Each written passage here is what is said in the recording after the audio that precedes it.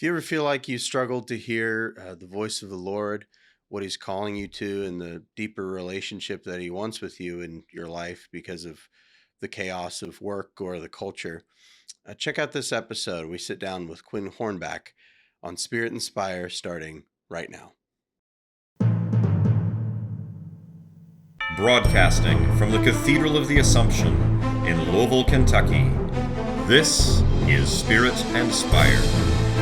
And now, here is your host. Welcome back to another episode of Spirit Inspire. I'm your host today, Vincent Ricketts, and joined with me, as always, are my very handsome co-hosts, Mr. John Soul. Well, thank you, Vincent. Hello. And Mr. Eric Huff. Hi, everybody. Also joined with us today is a special guest, Mr. Quinn Hornback. So Quinn, I guess I'll let you introduce yourself real quick. Yeah, I'm the special guest, I guess. So Quinn and I have been friends for a few years, and so I guess we can ask about your faith journey. That's typically where we start with a guest, but also how you and I know each other. Well, we met at St. X. We were both there. You were, was it 2 years behind me, I think? And so, yeah, I remember being in West Side Story with you back in 2019. Yeah. So Quinn, there was this in the beginning, in the opening scene of West Side Story when the Jets and the Sharks are like brawling and stuff. There was this little like part where like Quinn and I have to like square up and we're like, what's up? What's up? So you love theater, huh? Yeah, I mean, we did a little bit in high school. It was just fun. It was is just something to do on the side, which was cool. So then we knew each other from that, I know, but then we ended up kind of reconnecting later through my brother James, and you're close with him, and then you just got back from a trip to Europe with him and a group from Franciscan University. So I like to get into all that because I know you have some fun stories and reflections on that. But first, tell us a little bit about yourself, about your background and family and your faith journey. Yeah.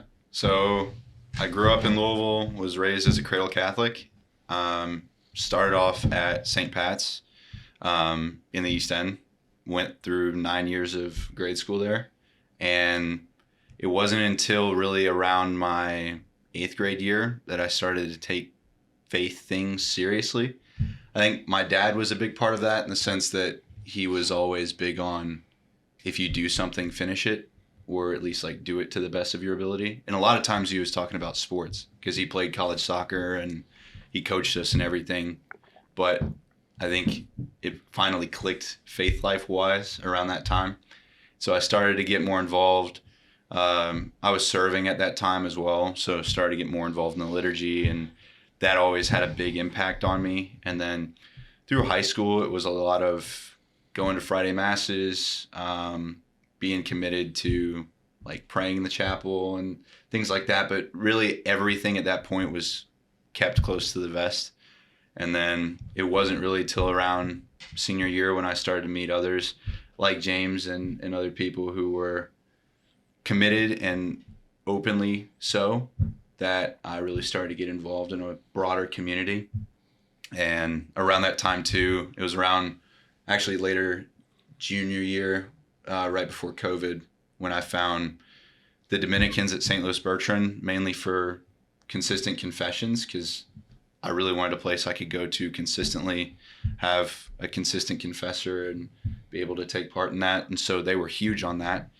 And then ended up getting involved in the community more, and really got inspired by the Dominicans and their witness and what they did. And then it really has helped me through college to know that there are other people back here praying for you and are committed to the cause in kind of a broader sense than just like what I was doing before, like keeping faith life close to the vest. So that helped when I went to UK and, found some great people at Newman too. Obviously a lot of them are from Louisville, so that helps. But yeah, that's been kind of mainly the thing. So was there what was, you talked about your dad's influence then in when you were in 8th grade. Was there a moment where that kind of clicked, like the faith, or was it more of a gradual thing, or what was it that brought you to make the faith your own, and kind of what did that look like? Yeah, it's kind of funny. And it's really ironic considering my personality, but there was a girl that I liked in 8th grade, and I was like, well, if I want to like get her to reciprocate that, I should probably not be a terrible person. And so I was like, a way that I can maybe do that is get more involved in the faith. And then from there, it just became a gradual falling in love with the faith. And so it was God playing off of my attractions to like the world and the friends around me that really drew me into the church in a much deeper way, and with him especially. And I didn't realize that it would take me that deep into the faith, because like I haven't talked to that girl in probably 2 years, but I'm still here. But that's how God works. Right. He uses our common everyday experiences to help us understand him more deeply. And I think it was John Paul II who called this, he didn't coin this term, but he used phenomenology, right? That idea of the phenomenon of human experience can become a tool to actually guide us more deeply into the heart of Christ. And to have that at a young age, that awareness is a great gift. Quinn. Right. Truly, many people, take many decades to even figure that out, right? Right. Because common everyday experiences you can take for granted or get caught up into thinking this is all there is, Right. right? Especially in a secular world like today. But that's a great gift. So own that. Yeah. Praise the Lord. Yeah, I've definitely been graced in that, and certainly with the people around me, and like people like Vincent and James, and it's been great. It's huge. You're not saved alone. No one's saved alone. So bringing me kind of deeper into that was a huge grace. Yeah. So what do you see as like there's that community aspect, like so critical to the Christian life. So is that something you have picked up on more recently? Because I'm trying to think, what's the continuity between, you said you kind of kept the faith close to the vest, as you put it, for a while. Yeah. So I assume you're not really talking about it in school or with your friends. Right. You're not living it in community. Right. And so in a one fundamental sense, if we're doing that, we're not living the Great Commission. Yeah. But then, so I guess I have these disjointed thoughts, and pardon me, that's just how I operate. But we're used to that. It's okay. But so you have the Great Commission, you have Christian community. Right. Yeah. I'm just like spaghetti throwing this stuff at you. Like what? Does that spark any thoughts? Yeah. Well, I wouldn't say I was necessarily not living it in community totally. It's just I wouldn't talk about faith-related things or bring things like that up, really. But there definitely was a longing and a yearning, and I was starting to avoid things that I had done before. And so in that sense, even around friends, I was starting to live that in around the community as I was in at that time. But then I think it wasn't until I found the Dominicans that not only did I find a witness of community within themselves, but I found community among the people that I met around that parish and around the general Louisville community through friends. And as I started to see people at St. X outside of the context of school and where they were going to Mass and how they were practicing their faith and things like that, that's when I started. It was slow, but that's when I started to value community more. It was more so with just a couple friends. And then over time, I think it became more important in college, especially when you're at a big school and everybody needs to find their group, that it became a little bit more important.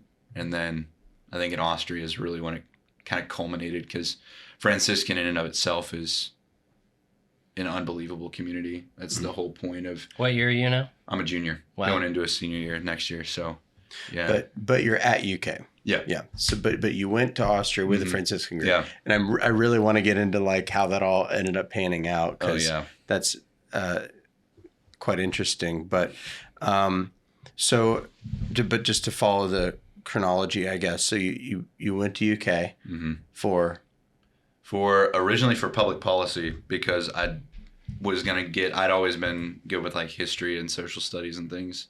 I was going to work like national security.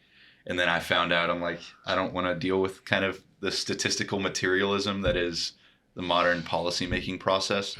So switched to history. So I'm studying history and economics. It's funny you said policy. I'm thinking, and obviously if you switched interests, it makes sense. But I heard of a book called What It Means to Be Human by O. Carter Snead, and I've been looking at it. It's all about policy making and things like that. I know, but it's all about the anthropological premises that everyone sets policies or passes laws based on, and if you have that off, it's going to cause a lot of problems.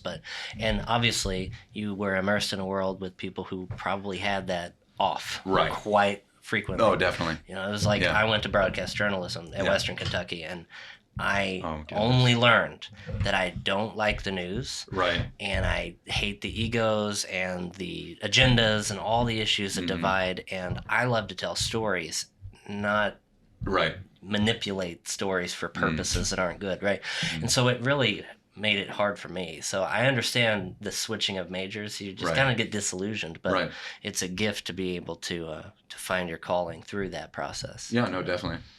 And I think it was going in like, what's going to pay? And I've definitely I think you learn pretty quickly that it's like, you can't, if you actually want to have a happy and healthy life, you can't go into something that you don't have a passion for or enjoy just for the money. So, Well, what did you mean by, you said statistical materialism? So basically it's like this, the way that obviously they're going to go about policies, and you have to go off statistics, and you have to go off some generalizations in certain areas, because you're providing for a pretty broad community. But everything is based on, so and so study. Clip that. It's just gonna say everything is based. Just say it now. Right. Yeah. Why not? That's awesome. Pan-basedism. Yeah. Yeah. No, and I think they were basing all of their worldview on, obviously, on the social media culture that they had grown up in, and certainly the professors helped to feed into that, because it helped them be liked by the students, and it helped them to kind of be able to put things in the students' head, and so then it's all based on whatever statistic they like. It's not even all statistics when taken into account by modern students. It's kind of like, oh, well, that's kind of what I once had a professor say that one person came up to her and was like, oh yeah, that was a decent paper, but like, that was your findings, your statistics. Like, I've got my own statistics. So even in that sense, you're going off of it's relative. It's a relative measure, and the only objective for the policymaking process, as taught to me at least, was this materialism of, we have to, get money to these or food or whatever it is to these certain groups of people, and that was it. It wasn't providing for a future for anybody. It wasn't. It was equity, because why? Because poor, and like it was weird to kind of. It was this convoluted aspect of justice that had to do with the material that really turned me off in a lot of ways. So I remember for a period of several years for me, I wanted to go into politics, and you knew me for part of that, but there was this, I think what it was, and I've had plenty of time and distance to think on it, but like there really was this like belief that policy could save the world. Right. Or something like, oh, the root of all problems is just bad policy. Right. The root of all problems is just, well, you have these people and they have terrible economic policy. They have terrible social policy. And so if all we did was we got the right person in the right seat, and somehow like that would make all the problems in the world go away. And of course, like when you say it like that, like it sounds profoundly stupid. Right. But gosh, like that's the human temptation, isn't it? Like Building utopia on Earth is definitely It's a temptation. the scariest words one can hear. I'm from the government and I'm here to help. Right? Run in the opposite direction. Exactly. right. And certainly for a young student, that's super appealing because they go in and they're all hyped up of, oh, I'm finally independent. I'm finally learning something that's beyond like a high school curriculum for most of these students that are at public schools that don't really teach them anything anyway, and they know it. And so they're finally getting into college and with these intellectuals that they might have read before, and that they'll play off that all the time of, we're here to change the world. That's what the whole policy and poli-sci MO is like, come study this and you can change the world. And it's like, there's no real aspect of servant leadership. It's like, there's no, if you're with local or state government or making kind of bad money to start off, it's not worthwhile. It's like, well, and I think it also appeals to this. So, I go into schools and I teach teenagers all the time, right? And is the primary job that I do, and I'm going and I'm talking about chastity and sexual ethics, and but it's very theology of the body based, infused, right? And so it comes from the fundamental angle not of these are the rules, obey, right, but really, hey, who are you? What is your life for? And kind of beginning to reveal to some of these students, some of these 13, 14, 15-year-old kids, like your life has meaning. Like it's not just some random accident that you're here.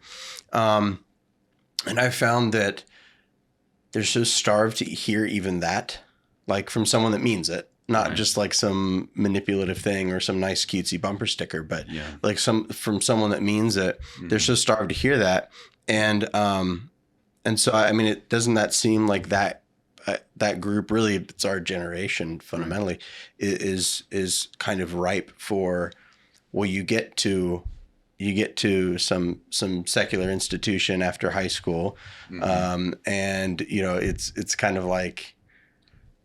It's like the same message, but perverted. It's almost satanic in that sense. There's this, you matter, but you really don't. You matter as the cog in the wheel, or the, you matter to the extent that you're the warm useful. body at the political rally. Exactly.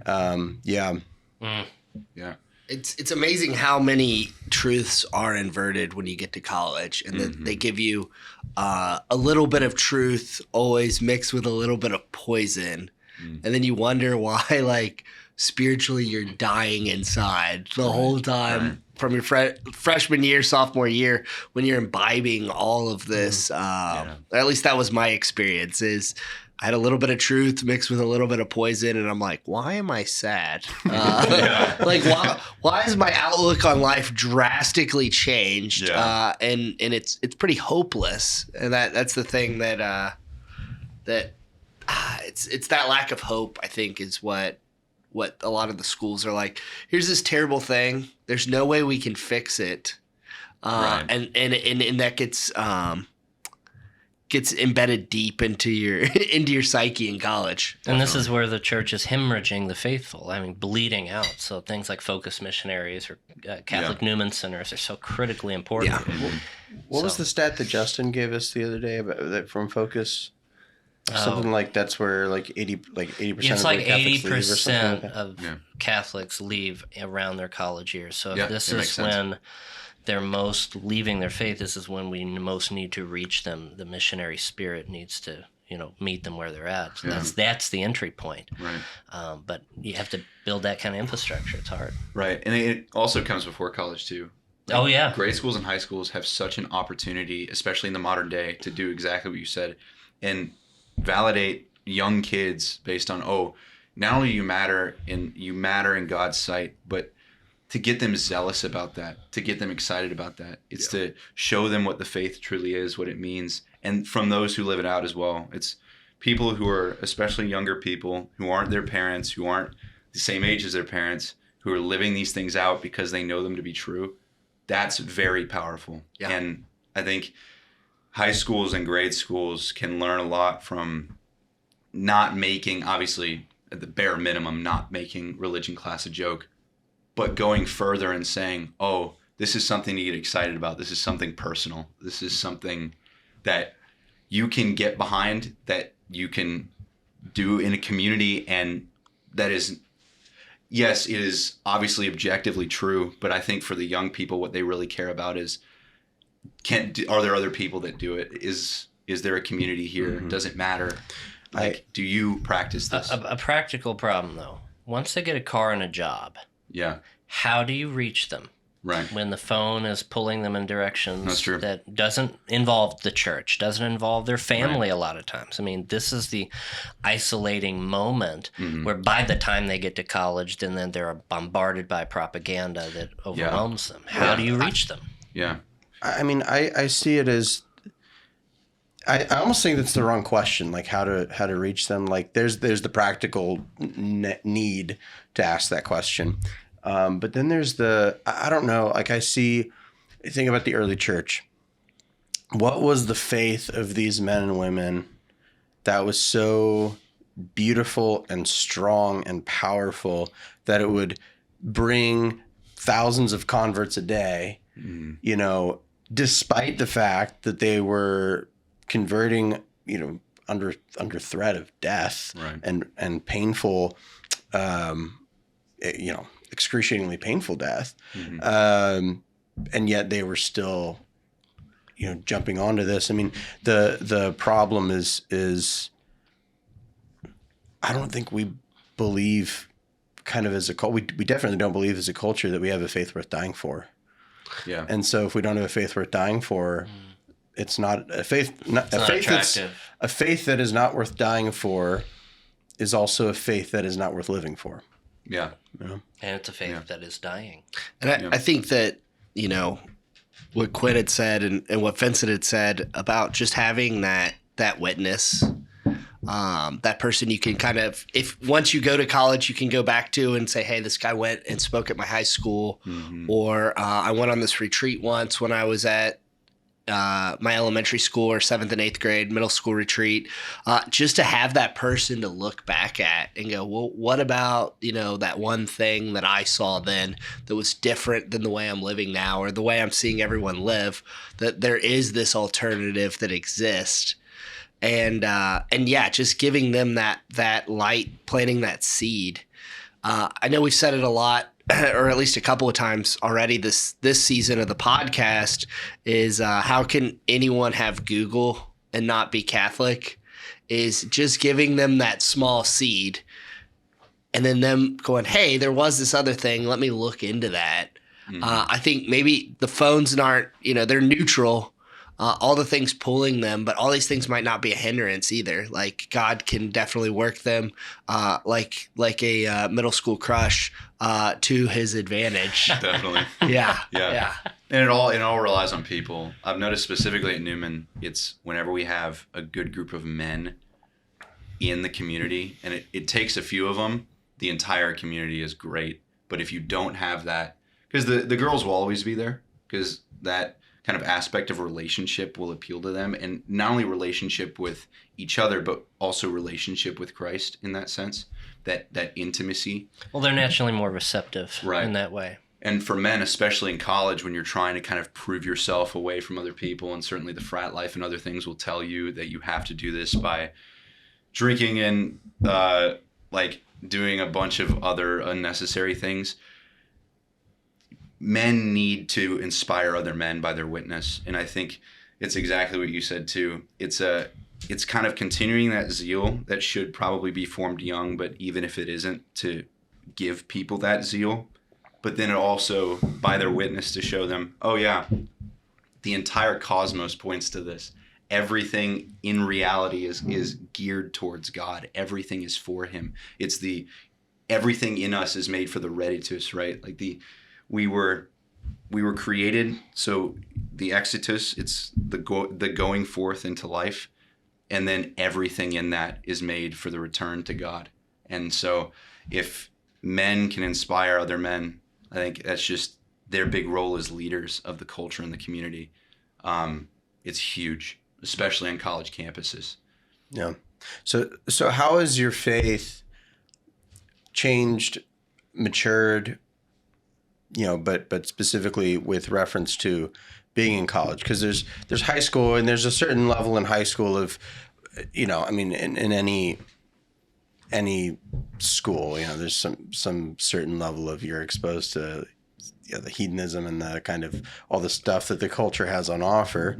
And then you go to, a big secular state university like UK, and it's like, boom, there it is, And then I imagine, I didn't go to UK, so I don't, correct me if I'm wrong, but it feels like you have this, Newman is this kind of holy bubble in the midst of the kind of secular chaos. But can you speak to some of that and how that's influenced your faith? Well, you'd be surprised. I think it's difficult on a secular campus for Newman in some senses to be kind of that holy bubble. I think for some it is, because for some they are really desperately seeking community, and it's there that they'll find it, and it's good that they'll find it there, obviously.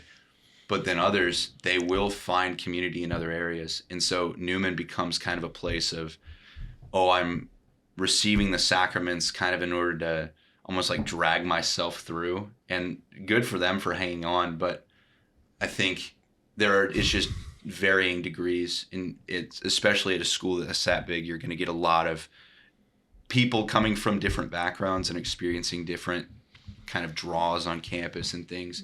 So it's very diverse in that sense. I would agree. I went to Western Kentucky, and the Catholic Center was my bubble because I was desperate for community and didn't trust any other places to give it to me the way I needed. Yeah. But yet there were also other friends, other people that went to the Catholic Center who came for the sacraments, the masses. They even came to some community events, but over time I saw them drift away, lose their faith, didn't care. And I wondered, what is the difference? And you articulated it well. There are those who already have that desire for community that is full and vibrant and real and true. And then there are those who kind of seek or find community in other places first, and they didn't have that personal encounter with Christ yet. Right. And because they didn't, getting into college, it's hard to cultivate that. Right. That is a complex question. Yeah, it's tough. You almost need something to kind of pull you out and see it from the outside, because when you're in it, it's just noise everywhere. And it's not just noise that you hear, it's just things that would just come up across your face all the time. Things that you don't expect that'll happen. People are throwing events that you're like, well, I didn't know this was happening on a Wednesday, but hey, and it's just those kind of things. And if you're finding these kind of communities outside of Newman first, it's exactly what you said. It's kind of tough, but I'm also going to clip, I didn't know that was happening on a Wednesday. That's going in the archive. It might even be my ringtone for you now. Oh, man. Yeah. I'm so curious about the Austria stuff. I don't want to take the wheel, but I can't quit thinking about it. There's a lot to say. Yeah, but I'm sure Vincent will find a good segue for that. That might be the segue. I don't have one, but yeah. Thanks, Eric. Very direct. Thanks, you big jerk. It's Austria. No, I want to talk about Austria. There's a ton of stuff there, and we keep alluding to it, so might as well get to that. Yeah. But I also want to circle back to the vocational discernment thing that we talked about before recording. Yeah. Maybe that Austria is helping with that. Yeah, it's all intertwined. There, so it's intertwined. Yeah. So, shoot. Yeah. No, whatever you want to say. Even the last topic was intertwined. Okay. Especially the part about kind of getting out of the college life and seeing it from a different perspective. That was huge. Okay. And it took literally getting out of the country and going to an old Carthusian monastery to see that. But it was what was necessary, certainly. Okay, so it's like, well, how did that happen? So you're at UK, You're going through your studies, you're working for the football team, right?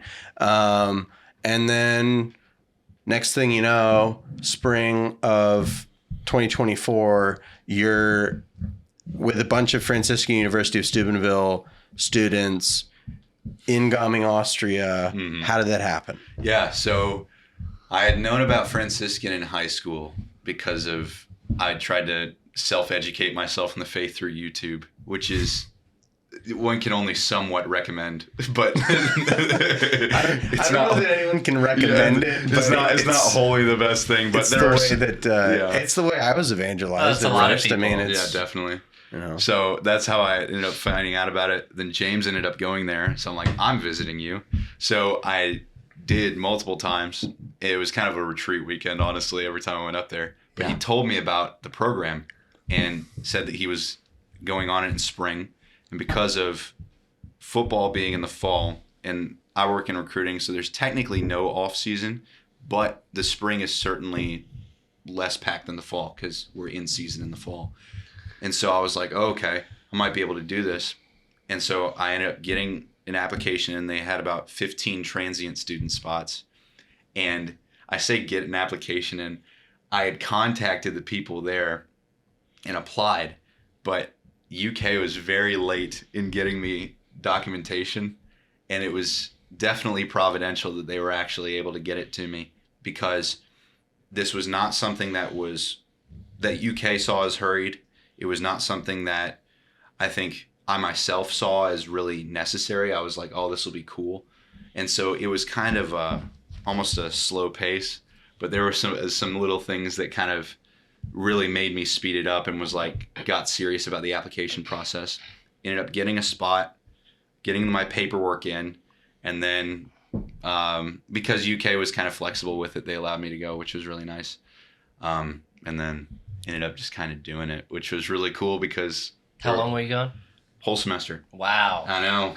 So good that the credits were also able to transfer back too. There were 3 history classes that I was able to take that could transfer back. And had that not been the case too, I never would have gone. So there was a lot of things that connected. Which this isn't a dig on Franciscan, but to think like the Franciscan credits would go to any degree program at UK, like in just where you're at in your program. Yeah. Like I couldn't even imagine. I went to a school that was like a feeder school to UC, and some of those credits didn't even transfer, and they were like set up to be intertwined. Right. So like just like a random school in a different state. That is definitely that's a Catholic college. No, definitely. Yeah, that's they even insane. counted. I took a Mariology course, and they even were willing to count it as a classics credit. So I'm like, That's awesome. because that's all it is to them, obviously. Yeah, but that's still, awesome. hey, why not? That's awesome. Yeah. So there was a lot that went into it, but ended up flying over there.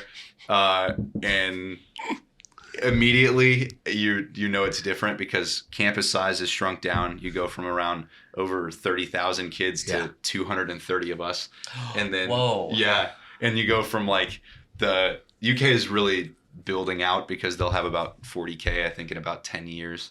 40,000 students on campus, which is insane. But they're building out a lot of these dormitories and new buildings, and some of them are just like, you know the modern architecture. We go from that to an old 14th century Carthusian monastery. Gosh. Total change of scenery, which was necessary. But slows you down too. It really does.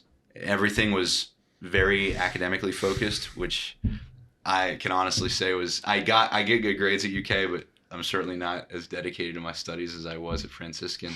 And I definitely wanted to learn more from Franciscan. There was something about the professors and the way that they taught things and the Catholic faith being integrated into everything that was really nice. So then the sisters were huge. Shout out to Father Lineback, but he was the one who first told me, he's like, you should think about spiritual direction. And then get there and the sisters are like, we offer spiritual direction.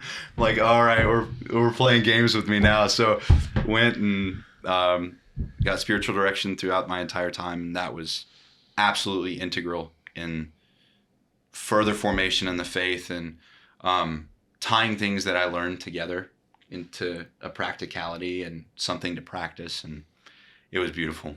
Certainly helped also with the pilgrimages, and we can get into all that stuff too, but tying that into what that means in a faith life, back away from the beauty of the buildings and things. What would be like your top 2 or 3 highlights, things that you got to see, the experiences you had with people when you were there? Oh yeah. Well, let's not condense it. I want to hear the whole wild ride. Oh, Yeah. okay. I mean, yeah, give us an hour-by-hour breakdown of the whole semester, definitely. I guess.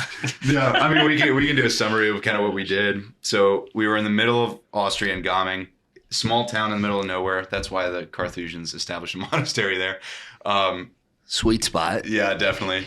We went to Vienna and Salzburg to start off. Those were beautiful. Went to Goodweg Abbey, which is not too far. It's about an hour and a half, 2-hour drive from Gaming. That's beautiful too. So you got to see kind of the monastic tradition of Austria and what that looks like.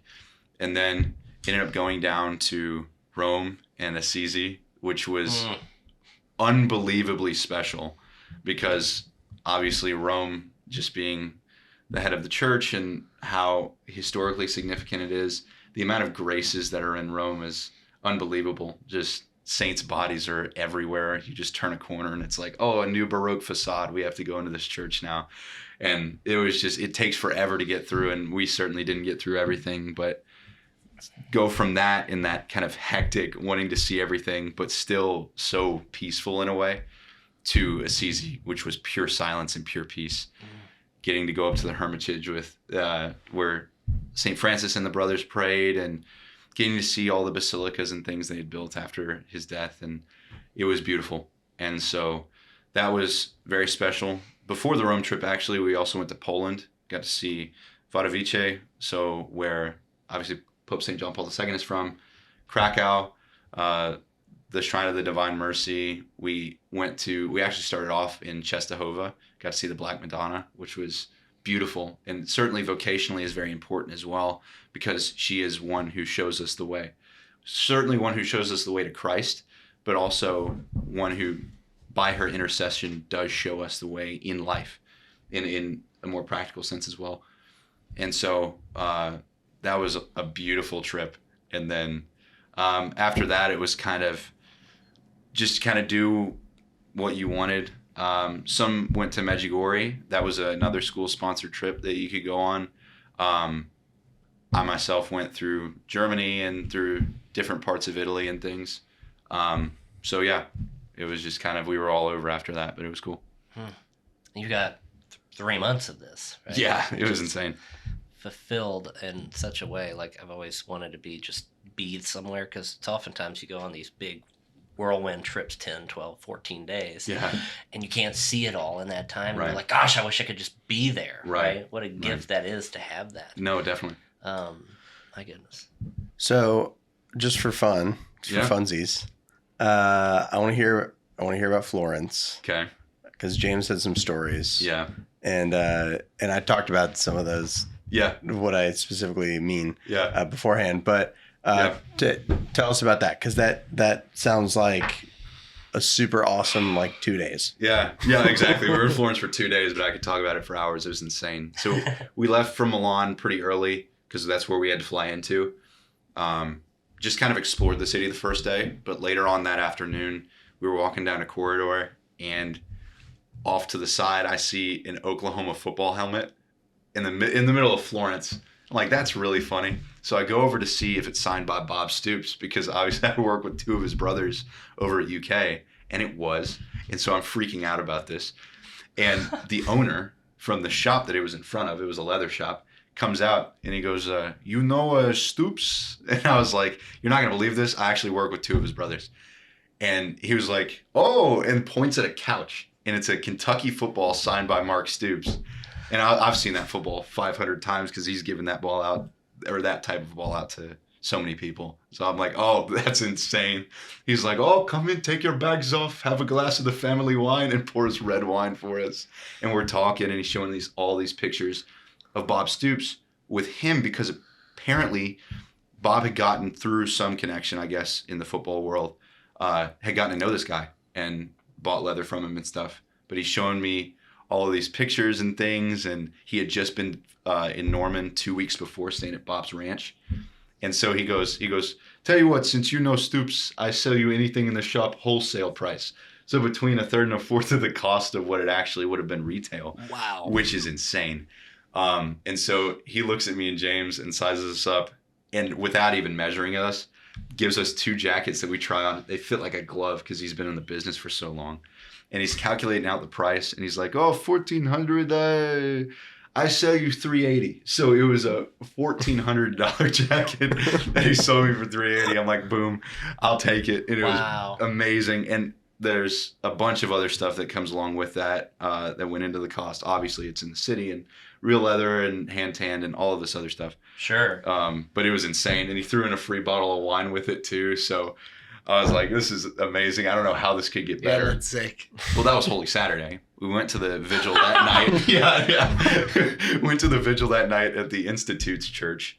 And it was a beautiful hours-long service, Latin Mass. And the next day, obviously it was Easter, we go to the same church because His Eminence Cardinal Burke was saying the Mass that morning. And so we go, it was a beautiful Mass. Obviously Old Rite gets vested at the altar, all of these different things. And then afterwards... Oh, it was like a pontifical high mass. Yep. Did they vest the bishop up there? Yeah, they vested Cardinal Burke. Yeah, and they did the vesting of the bishop. That's awesome. It's amazing. Wow. That's cool. It was something else. It was something else to see. And so we thought festivities were over. We were going to go get brunch. But one of our friends who had invited us to that Mass was staying at the seminary with the Institute and said, "Oh, come along with us. We'll see if we can, at least you'll be able to tour the seminary. Maybe you'll be able to eat something." And so we come down to this, it was about a 20-minute train ride away in the middle of Tuscany, in Sieci is what it was called, and give us a tour. And they were like, "Yeah, stay for brunch. Why not?" And so His Eminence and the Monsignor and all of the seminarians are there. And we're just kind of sitting and eating this great meal and drinking their wine that they make and talking with them. And then there was an after party with some limoncello and chocolate. And I came in from the balcony, and His Eminence is just standing there talking to my friend. And my friend goes, "Oh, this is the guy I was looking to introduce you to. He's from Kentucky." And I go down to kiss His Eminence's ring. And we talked for a little bit about specifically the devotion to Our Lady of Guadalupe, which he's huge on, and about the state of the American church and all these things. And stayed for pontifical vespers afterwards and dinner. And it was just insane. So Florence was crazy. I had a similar experience with Cardinal Burke with Michael Schultz, Deacon Michael Schultz, the deacon. The deacon. He's like, "Hey, come over here real quick," and like I come around, and like on the other side of the screen was Cardinal Burke, and he's like, "Your Eminence, I want you to meet a friend of mine from St. Patrick or whatever," and he was so nice. He's like so sweet and nice and so good to me, and I'll never forget him being like, "Oh, it's so great to meet you," and like, he's so cool. He was so gracious. It was unbelievable. That's awesome. I didn't know until, remember last week when Deacon Greg Gitcher told us that when JP2 came here on that visit, that he stayed with Cardinal Burke in St. Louis. Oh, wow. Yes, so he dropped that, and he was saying he had stayed there with them for a while. Yeah. When he was on protection for JP2. Yeah. Yeah, so that's cool too. I didn't know that about Cardinal Burke, but now I'm like, yeah, it's even cooler. Yeah, he's awesome. Yeah. No, it's something else. So obviously a lot of really cool experiences, but that might have topped the list. Yeah, no, I can imagine it did. So I know you had said that you wanted to talk about some reflections you had regarding pilgrimage and well, I guess that was all you said to me. So yeah, launch into it. Yeah, I think specifically for men, me and Dr. Katharina Westerhorstman, who's one of Germany's prominent theologians, but who's teaching actually at Franciscan with the Austria program now. We were talking about this, and she mentioned how important it was for men to go do pilgrimages on foot as obviously a means of kind of a more active participation. But it's also something about showing men what the faith truly is in a physical sense, of seeing the beauty, of seeing the ritual, of seeing the tradition, and following the steps of their forefathers in a way as well. That's really important. Franciscan did a great job, obviously, with organizing different pilgrimages and things, but I think it's just it's something else, and certainly the graces that you can receive, and there's different plenary indulgences and different things, but just the tradition and the beauty itself alone is certainly something that can inspire people to take on the faith in a more deep way. Well, so many men today don't have a sense of tradition because maybe they have a lot of generational wounds from their father or their father's father, and all of that breaks that down. So to be able to show men the tradition, even the ancient rites, the things that many people in this culture have lost, can help them to retrieve it, reclaim it, and reestablish it for future generations. Right. That's so critical. We're in a culture that doesn't even believe there's a difference between men. As a distinct group that would even need these things. Right, exactly. So, we're working from the ground up there. Mm-hmm. There is something, when I hear about these tribes, of people who have really little or no contact with the West. Yeah. You have tribes in sub-Saharan Africa and stuff, and there's a consistent theme, and the only reason I bring them up is because that's kind of the last vestige of quote unquote civilized, humans that we can point to in the modern day. That island where there's just people who have never had contact with the outside world. Yeah. Okay. Yeah, there's definitely places like that. There's what they all have in common is there's always some village-wide rite of initiation for boys to become men, and it's something they take the boys when they're 12, off to some separate camp in the woods or something, and they're they keep them there for 3 months, and they learn how to kill animals. Did you ever see that movie whatever. or read that book, The Indian in the Cupboard? I know it's so random. It's just one of those things. You ever heard of it? I think Anybody? that sounds familiar. The kid's name was Henri in the book. Yeah. Obnoxious, my brother watched it the night before his wedding. We had a tradition where we would stay the night at our parents' the night before we got married, which is kind of cool. Or this is a millennial reference, Sean. Do you remember the VHS tape where you could put the key in the plastic tape and act like you're opening the cupboard? Yes, I remember that. Oh, yes, I forgot about that. Anyway, so Vincent and I have no idea what this is. Here's the VHS tape. Unintentional aside and tangent, but here it is. So the premise is a little boy finds this old cupboard at his house and starts putting his toy soldiers and cowboys and Indians inside of it, and he locked the cupboard. And when he unlocked it, they were all alive. And he did this for the first time with an Indian. He became friends with this guy, and obviously he's a little guy. But the whole purpose is that this little guy, Indian, is teaching this little boy how to be a man. And at some point, there's this moment where he actually finds himself in the woods with the actual Indian in his full size. Somehow, I can't remember the exact way it happened, but it was very well done in how they talked about the male's rite of passage and how critically important that is. And that kid needed it. He was obnoxious. Yeah, he was obnoxious, annoying. He was he really needed a strong male figure in his life. Yeah. Right. And it's the separation between the men and the boys. And in America, we don't have that clear moment. And so adolescence has been extended from 12, 13, 14 to 16, 17, 18, all the way to 26, 27. More than that. It's getting worse. They're in the 40s now, hey, look at my Pokemon cards and my video game collection and my pop toys or whatever. I love the meme where it's being 28 at the top and it's 40 BC and it's oh, I'm off to Troy to fight my third civil war, and then the next one is 1890 and it's I have 14 kids, and then it's 2016 and it's oh, I'm not ready to be in a relationship yet. It's that's just the way it is now. Yeah. It shouldn't be funny. It's so sad. It's just true. So sad. Yeah. Eric, I appreciate your humility calling yourself out about the Pokemon cards and the oh my goodness. I still have my Pokemon cards. No, I actually confiscated some Pokemon cards today at school.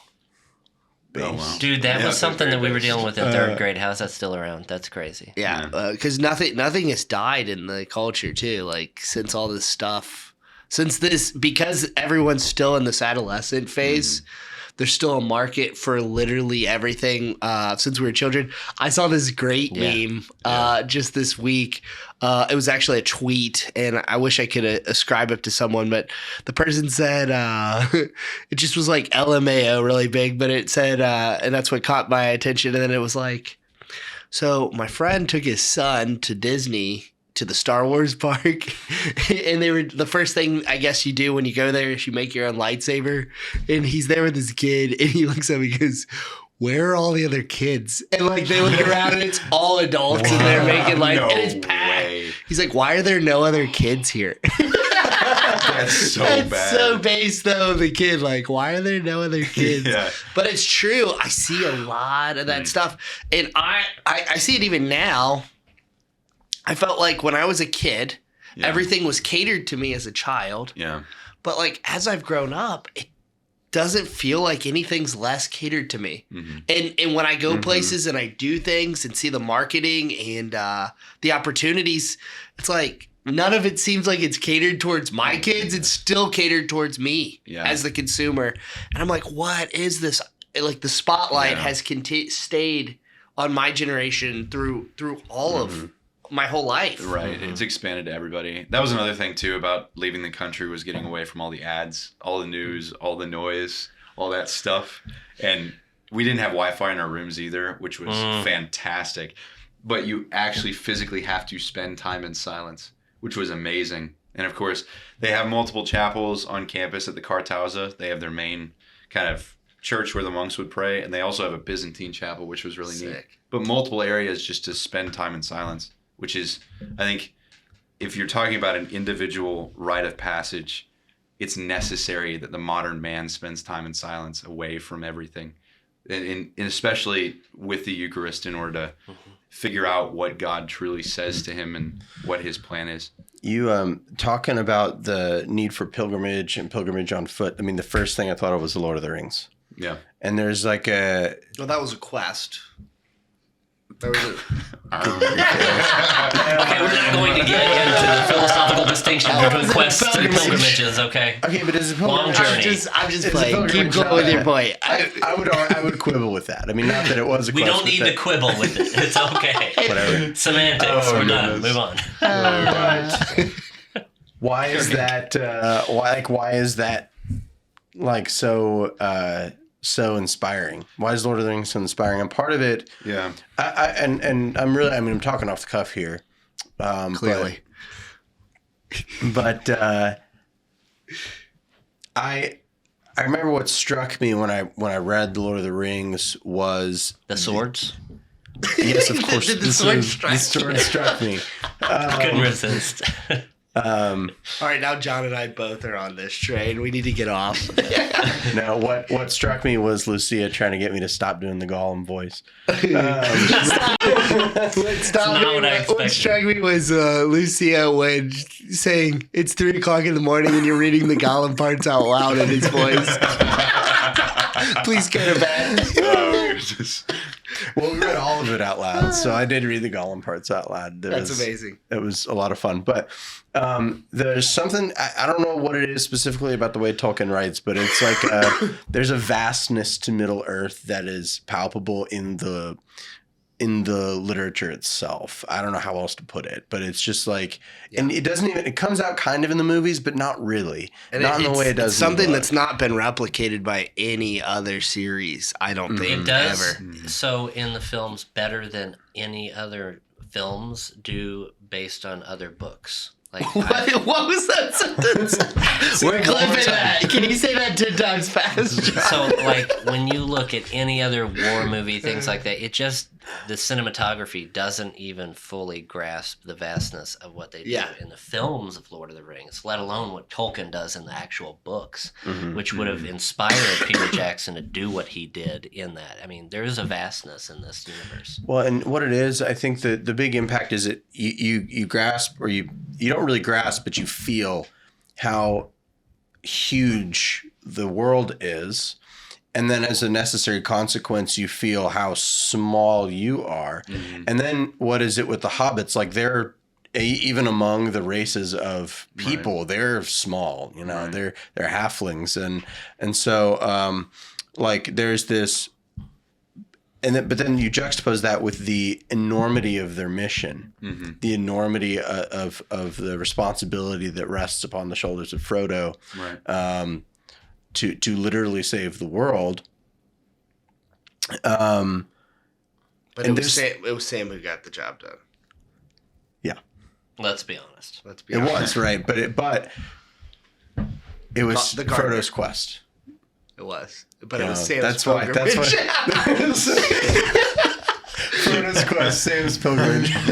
There you go. What happened to the conversation? I don't know where this went. Well, I like to what I was getting at was there's some there's some element of that again I'm talking off the cuff, so I haven't thought it all the way through. So pardon me, but there's some element of that that's present in the pilgrimage that's utterly masculine. Like you have to. I think the Lord of the Rings. I think it was necessary. Sorry, not PC, but I think it was necessary that there was an all-male cast of characters. Yeah. Have you guys ever seen this? No, There's I another meme I'm thinking of where it's like Tolkien sleeping after writing a bestseller that contained no female characters. I think it's referencing The Hobbit, and it's just him like super buff laying there.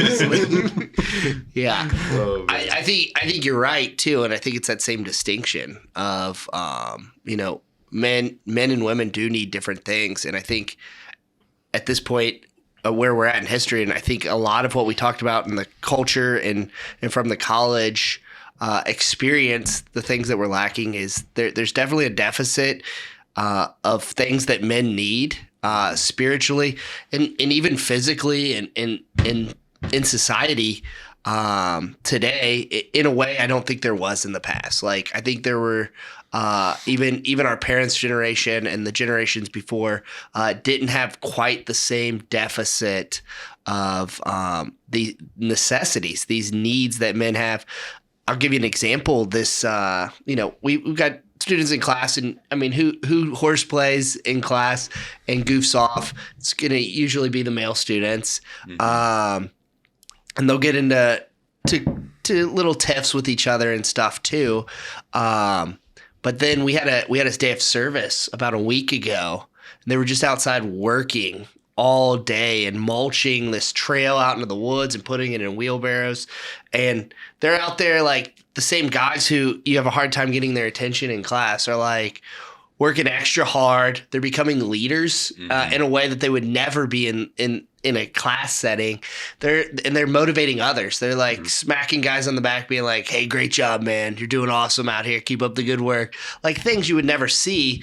And there's just such a need, for it. And once they're put in that position, they just naturally take the reins and do a great job. Well, education should be immersive, Exactly. and that's why I think your trip to Austria was so profound, because it helped bring out your masculinity. I mean, you exude that sense of confidence and leadership, and I think it's on some level a fruit of your discernment, a fruit of your experience across the world for 3 months. I mean, those are profound elements, but the silence that you discussed is so critical, because I think of the silence that it doesn't lead to distraction or fear or depression, but really, or isolation, but rather it calls you to address those emotions in ways that then lead to real encounter with the Lord. And you do that through the Word of God, right? And what is the sword of the Spirit but the Word of God, right? Penetrating our hearts in ways that only silence can do. And to cultivate that, whether it's a hard day's work, right, or with other brothers, or whether it's just in the silence of this monastery that was centuries old, but you had to get away to encounter that. Right. It's so important. This is the pilgrimage we're talking about. Yeah. Yeah.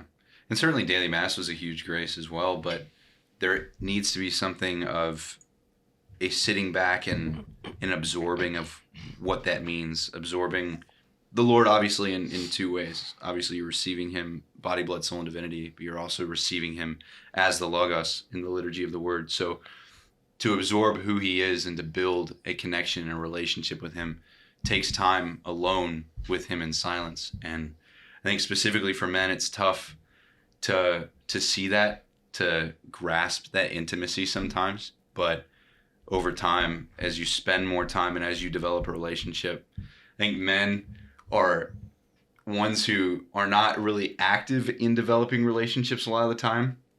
But if they are kind of forced into a community with people, they'll actually develop relationships pretty quick, and they'll develop pretty close relationships pretty quick. And so it was similar in that sense with our Lord and spending time in front of the tabernacle and just asking him who he is and who I am before him and what that means. And it was huge. Yeah. So there's that specific, aspect of, like you alluded to with masculinity, that there's this, that men have a particularly, I don't know, maybe they have a particularly tough time with forming relationships, or at least in the current culture. I think it's more a problem of initiation too. It is. Yeah. There's also we were talking about things being catered to us. There's also, I was talking to somebody a while ago, and he said something to the effect of, relationships are inherently inefficient. Mm-hmm. Like to have a relationship with somebody, to build a friendship with somebody, there's nothing efficient about it, because it's just not like right. Getting to know somebody. It takes time. It takes hours upon hours. Yeah. And then, as you get to know somebody, you have to start putting up with their crap, and like they have to start putting up with yours. And I can't remember if it was Aristotle or not. Maybe Plato. Definitely not Socrates, because we only get him through Plato. You're starting to pull me, bro. He said to how do you make a friend?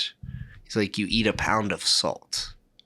Like you have to eat that many meals that equal a pound of salt. Oh, that was to good. Develop a friendship. But yeah, it was one of the greats. Socrates. Well, yeah, that Plato, makes sense. Aristotle. I'm not sure. One of those important people said some good stuff. What's the Princess Bride line? There's a lot of lines. But the one, what about Plato? Fools or something I like can't that. Remember. Yeah. All I was thinking of marriage is what. Okay. Back to my Vince. gosh. Yeah, well, but we're so used to everything being so like, Right. I get on my phone, I push a couple buttons, and it shows up at my door. Right.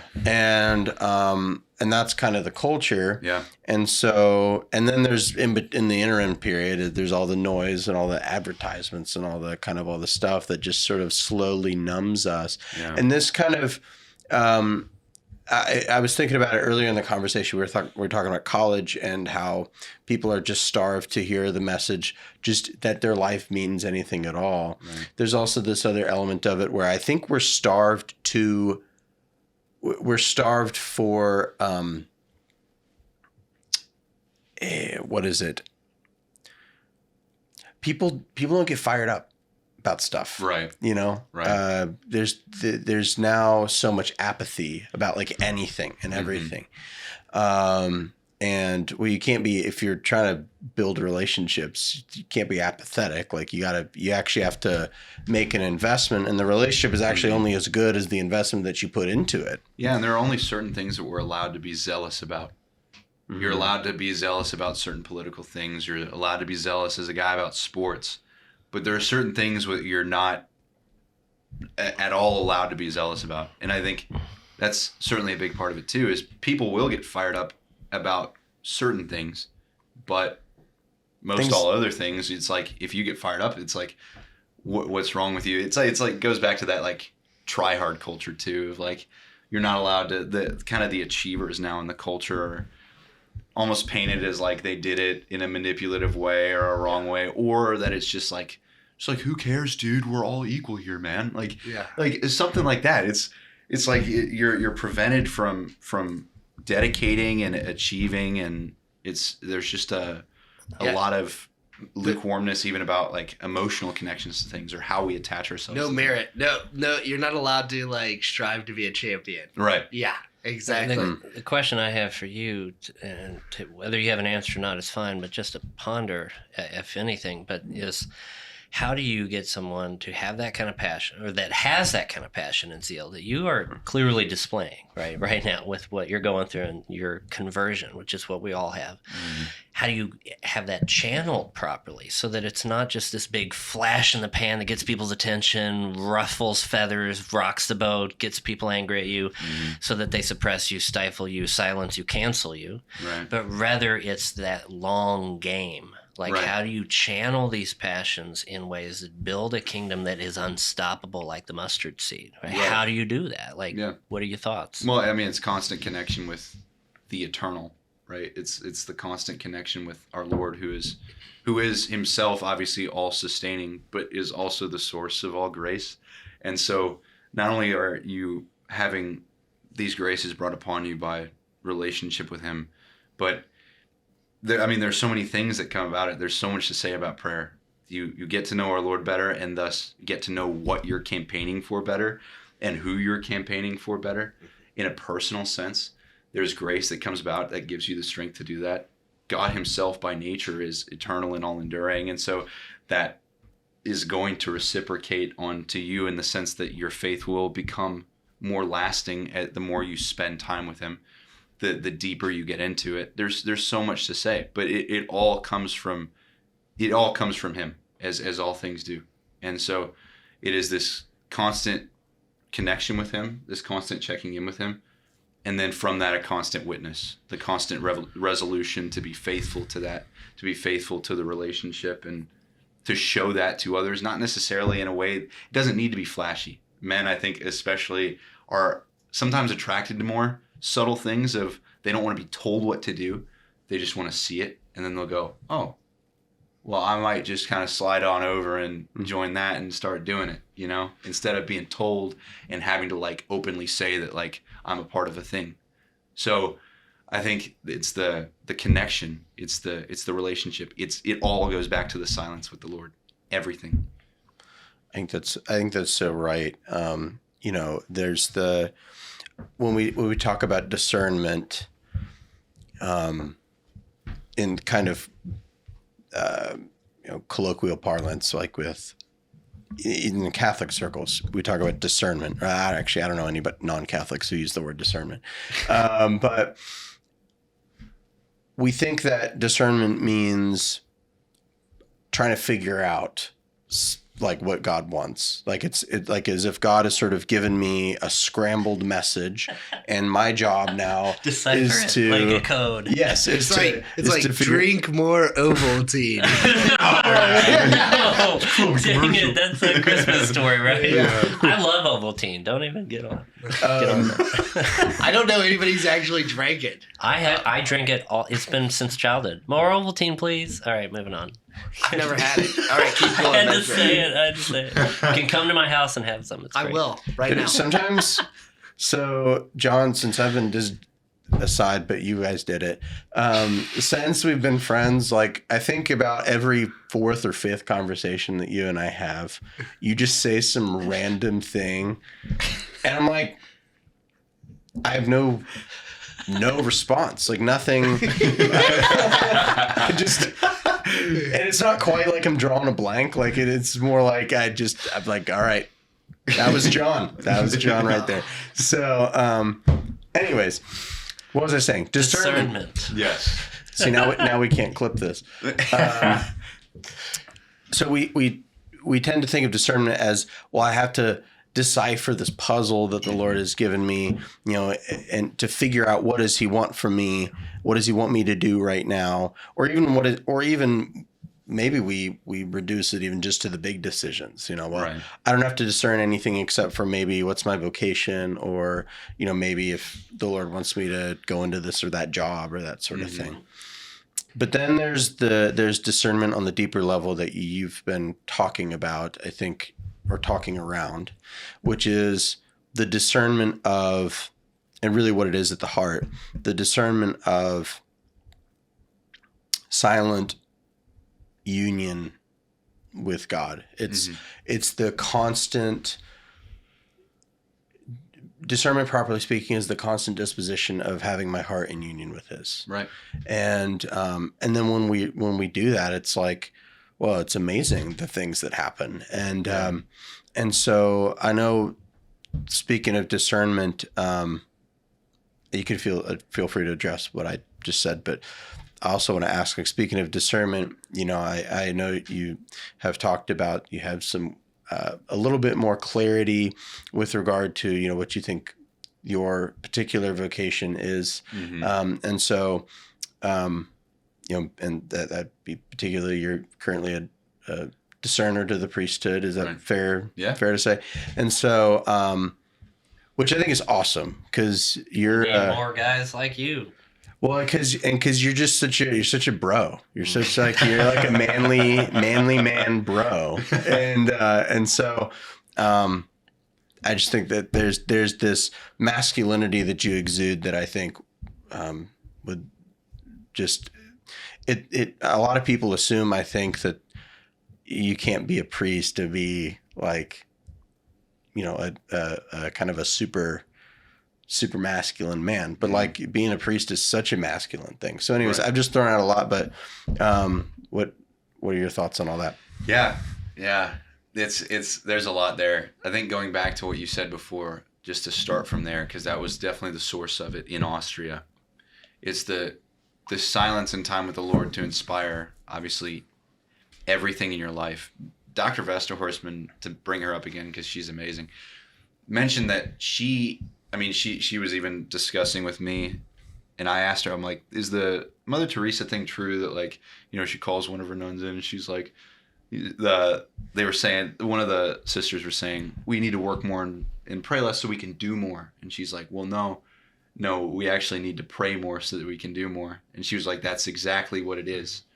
And it's not even in a sense that you pray more just to do more in a practical sense. It is, you pray more so that you know what to do. You know how to form your life and orient your being in every moment, in every sense. Dr. Vesterhorstman even mentioned that she'll ask our Lord for clarity on very little decisions, when to give talks, what to give talks about. And because she has developed such an intimate relationship with him, he'll just tell her most of the time. And it's not like a voice from the wind that comes in and is like talk about Mary in this talk. It's a sense of peace with an outcome. And a lot of that is what discernment is too. From all of the people that I talked to, and I talked to many of them, I talked with many of the sisters, they were gracious in letting me occupy much of their time with these questions. But a lot of it was about peace, and obviously coming from the source of all peace, the Prince of Peace, and sitting with him, discernment becomes, as you become closer with him, obviously you find more of a peace with a certain spirituality, a certain calling, a certain way of being, way of living out the faith. And that was certainly a thing for me.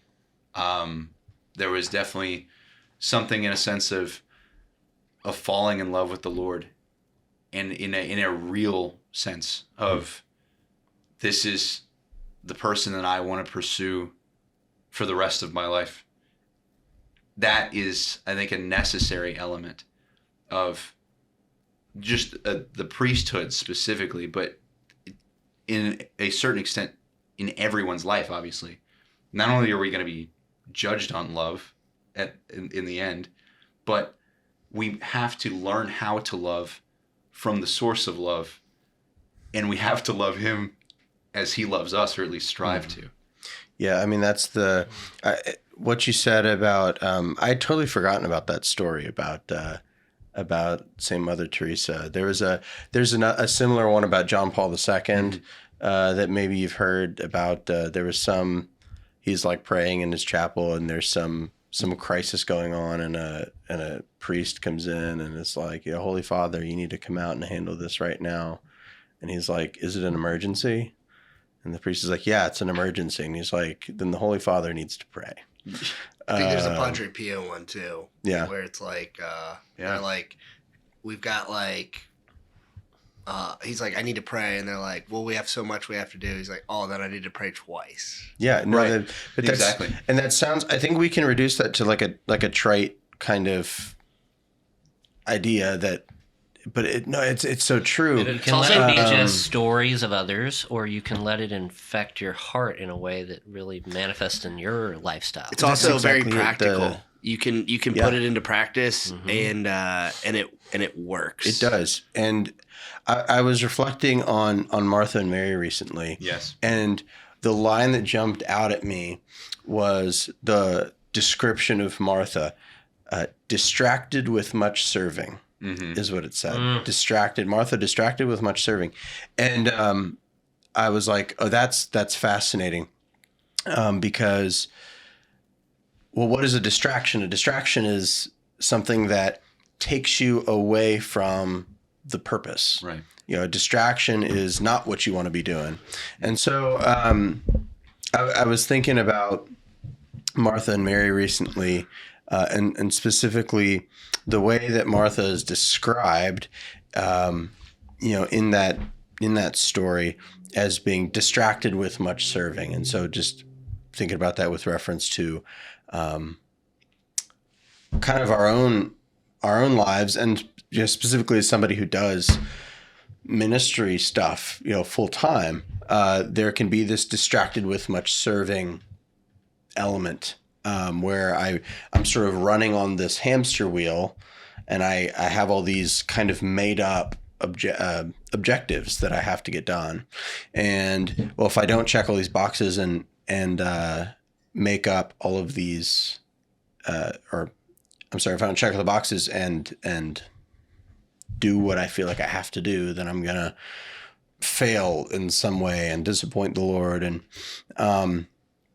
what that actually does is just create this great deal of like anxiety and unrest. And I think the Lord's vocation tends to be not wanting us to run ever faster on the hamster wheel, but actually to take us off the hamster wheel altogether, right? And out of the cage altogether. Right.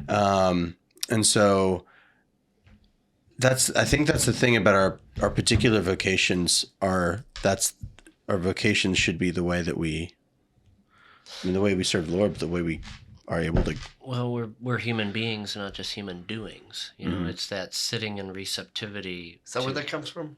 Yeah, that's right. I made that up just now. Source? I am Socrates. No.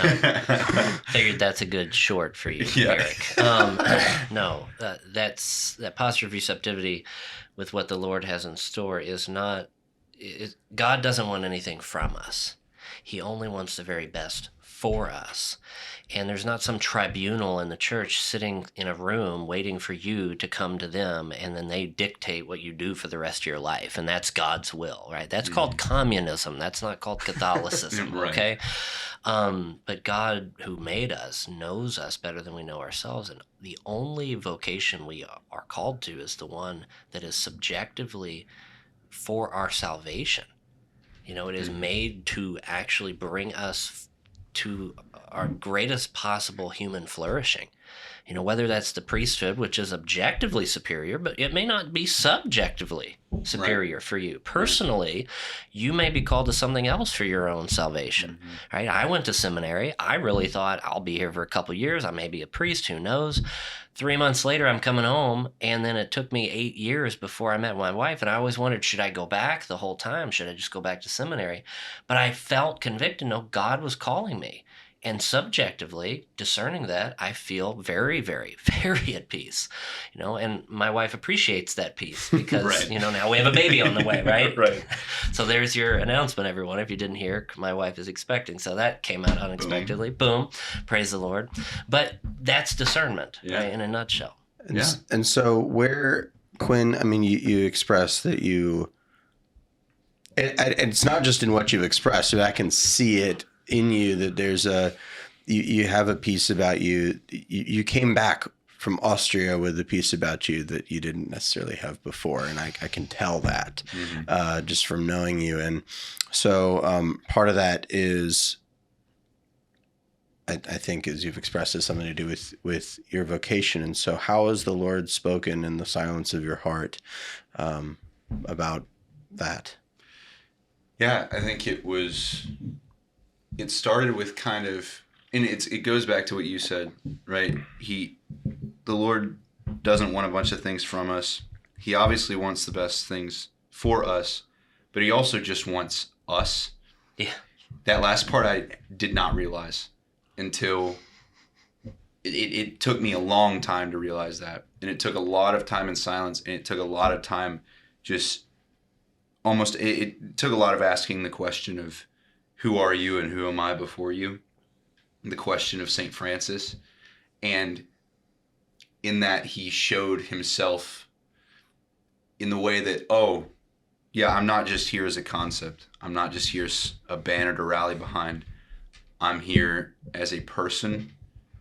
And I'm not even just here as a person. I'm here as someone who deeply and profoundly loves you in the truest sense. And that I was able to get immediately, because it wasn't that flawed sense of, oh, I love you, but, or I'm telling you to do this, but I don't really do it myself, or something like that would show some sort of disconnect. And so it was immediate, and it was something that it was easy to cling on to and easy to run with. And from there, it was kind of just off to the races of, yeah, I want to pursue you for the rest of my life. How do I do that? And where do I do that? And more, it became more at peace with certain ideas about just myself and casting off the world, and not just in a spiritual sense, also in many ways in a physical sense. And that came with, obviously resolutions to, change the way I was going about certain things, but also in, oh, my future is definitely going to look different. This is definitely not something I'm on the tightrope for anymore. Because I was discerning before I went, but it was kind of like, oh yeah, we'll see what happens. Maybe Providence, just kind of comes in and just, guides me and shows me the way. That's maybe how it works. It's just not if you don't have a relationship, if you can't see it for what it is. And there was a huge humility that needed to be cultivated to see that.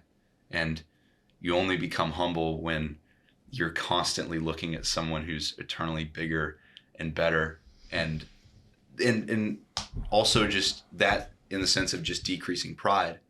But humility is fundamentally just seeing things as they are. And so looking at truth himself, that is also just huge. And you see in that sense of peace that you cultivate, all of your service, all of your activity, the things that you do flow from the one thing necessary, which is prayer at the feet of the Master. Right. You are filled so much with love that it just spills over naturally into the lives of other people with every decision and thought you make or have. Right. That's the mystery. And it's hard to get that through to a lot of people, but you just have to slow down, shut up, and listen. It's also something that only so much talking about can. Yeah. I mean, you really can't. Oh my goodness.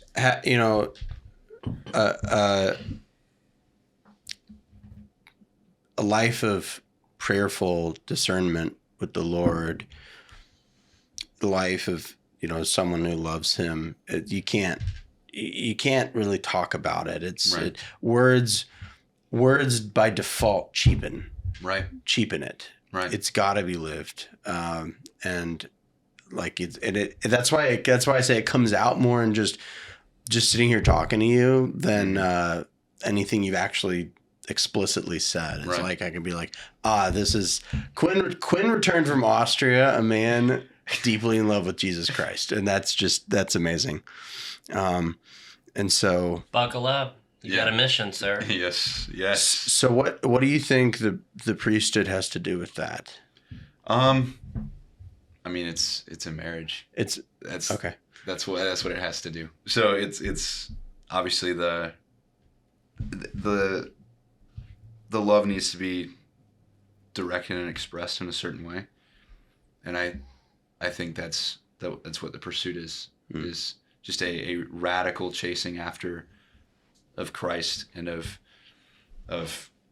not just peace as a concept, or like happiness as we put it in the world today, whatever that means, but a person who you want to give yourself up for, and who will give you everything in return.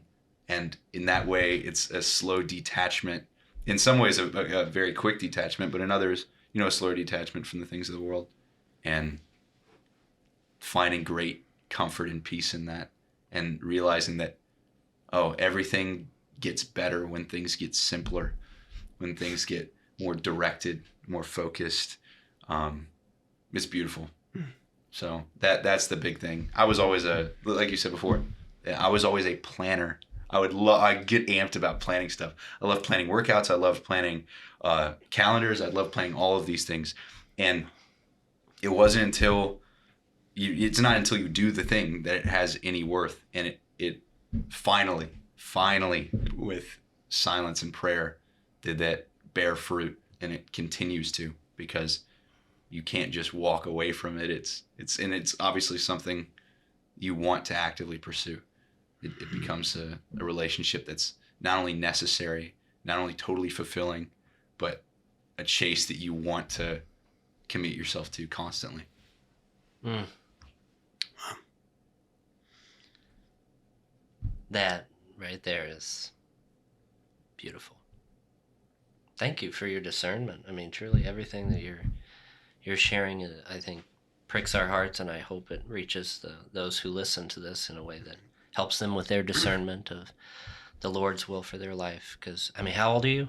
21. Right. I mean, 21 years old. That's incredible wisdom, right? Which is really seeing as God sees. It's the divine perspective, and the only way you do that or get in that place, and you don't see it perfectly, you glimpse it, but to be even able to glimpse it at your age is a profound gift that God has given you through this great time in your life of just receptivity, being inundated with beauty and goodness and truth through silence and receptivity to his grace. So praise the Lord for that. Truly. Yeah, definitely. Thanks for being here. Yeah, thank you. That's a wonderful place to wrap it up. Before we do, Quinn, do you have anything? Feel free to say no, but do you have anything that you'd like to plug, or anything? Franny, dude. I mean, what was that? Franciscan. I will plug Franciscan till the day I die, and it's the Austria program as well. If you're a student who is at a public university or a university that's not Franciscan, and you want a chance to obviously experience the church's tradition and the culture of Europe, and our tradition, not only as Catholics but as Americans, and all of these different things and all the graces, and to do it in an amazing community with amazing spiritual support from great religious, I can't recommend the program highly enough. And I can't recommend Franciscan University highly enough as far as their amazing willingness to reach out to the world and take it by the throat and just take it for Christ. I mean, when Father Dave came over, the president of the university, and he's speaking with all of us individually. I mean, goodness gracious. I have a relationship with our president at UK, but it's because of the position I'm in. And obviously he can't reach out in that way. The community at Franciscan, in so many ways, because of the size, because of the faithfulness, because of just the personalities, man. It's amazing. So cannot plug Franciscan U in the Austria program highly enough. It's awesome. Well, thank you very much, Quinn. Yeah, thank you. This has been wonderful. And thank all of you for sticking around. And we hope to see you next time on Spirit Inspire.